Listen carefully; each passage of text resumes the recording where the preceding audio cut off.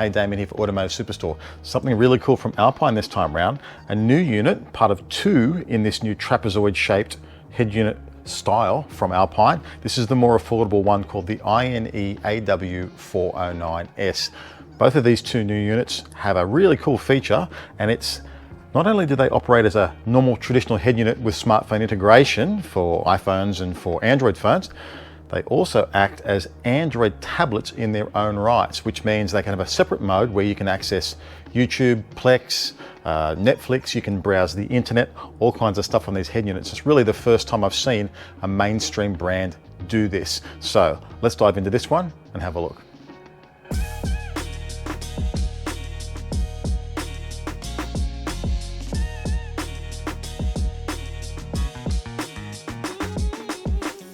Now, before I dive into the 409S, let's just talk about these trapezoid screens and make sure you don't get too mixed up, because some people have been confusing these with floating screens.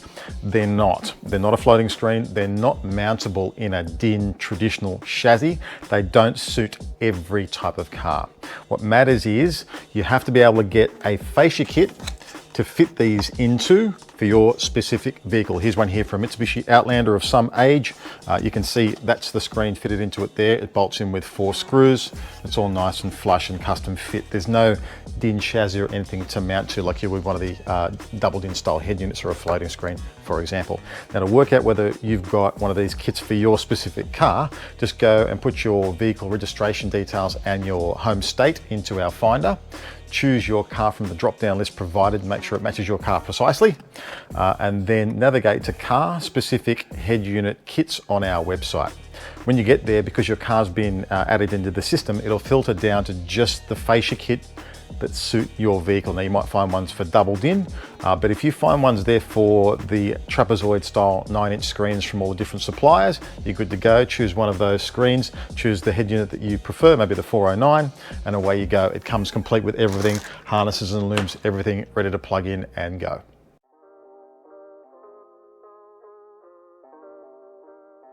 Let's start off with what comes in the box. Now, besides the screen, you get a GPS antenna, and that's for the wireless connection for your smartphone.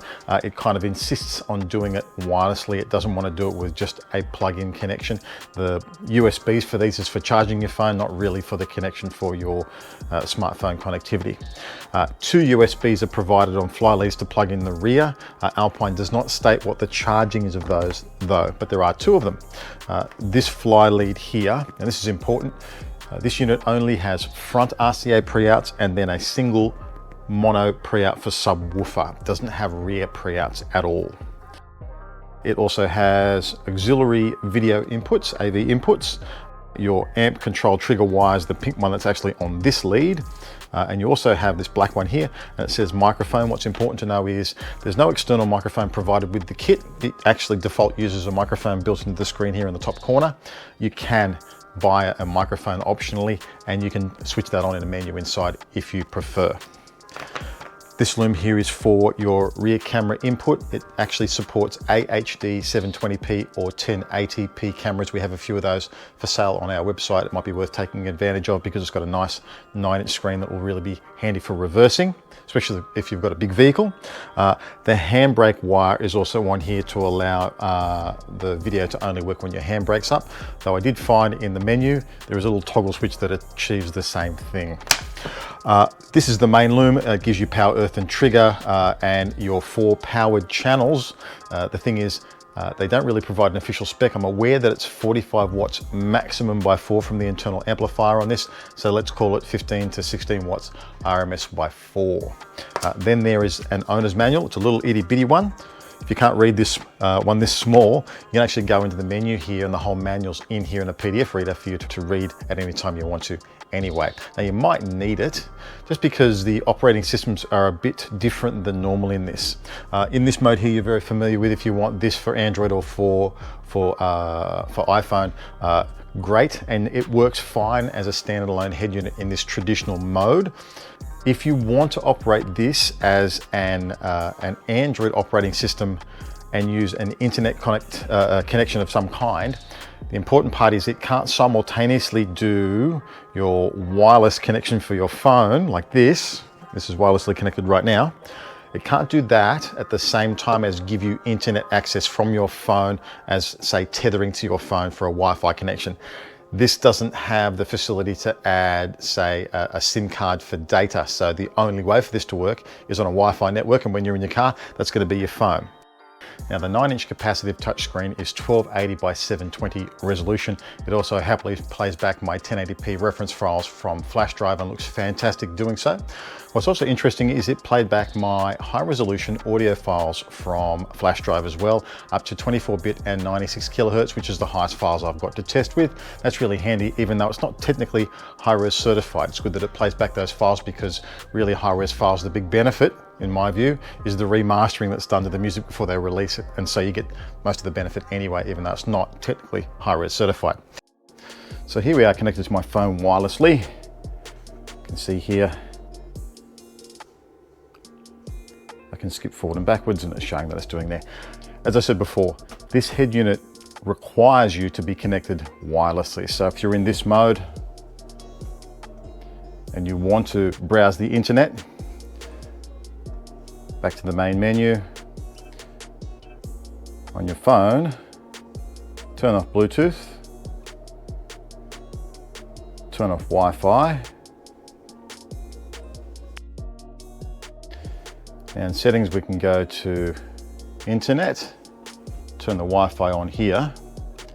So I've just got my home network here, so I can demonstrate this. I'm just going to log on to my home Wi-Fi.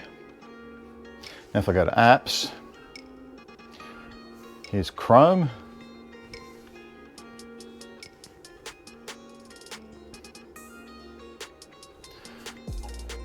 So you can see this acts like a full tablet. I come across, I've downloaded some more apps from the Google Play Store. So Netflix is on here, YouTube, Google Maps.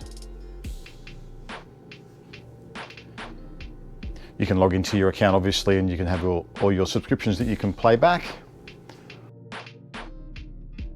Bluetooth music. Music and video are access to the flash drive. You can connect through either of the USB connections.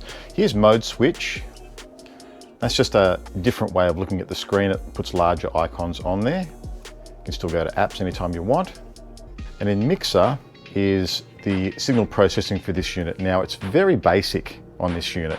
You've got bass, what's called alto, which is mid-range, and treble. And what you'll notice is there's boost up to 15 and back to 0 on all three. There's no cut though, which is quite strange, but it's what they've provided. You've got normal, which is flat, pop, rock, classic, and jazz to choose from. Custom is what you preset. And then you've got your balance and fader here.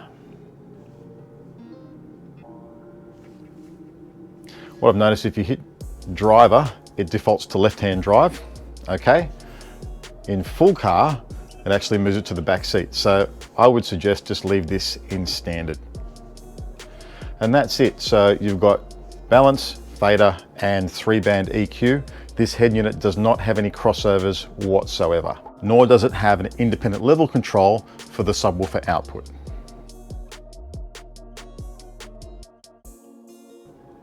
So here we can adjust the brightness of the screen.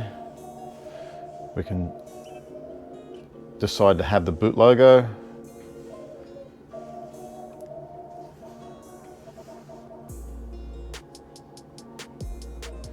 A few different colored wallpapers you can do here. They're pretty basic. There's no real illumination on the side here, and there's nothing to change on that illumination either.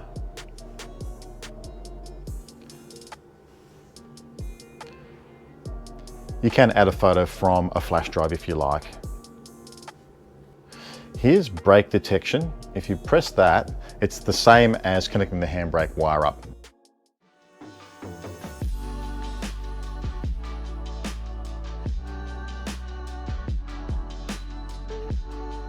So there you go, Alpine's INE-AW409S, a really intriguing unit that's a standout from the crowd because of the Android operating system mode it can operate in.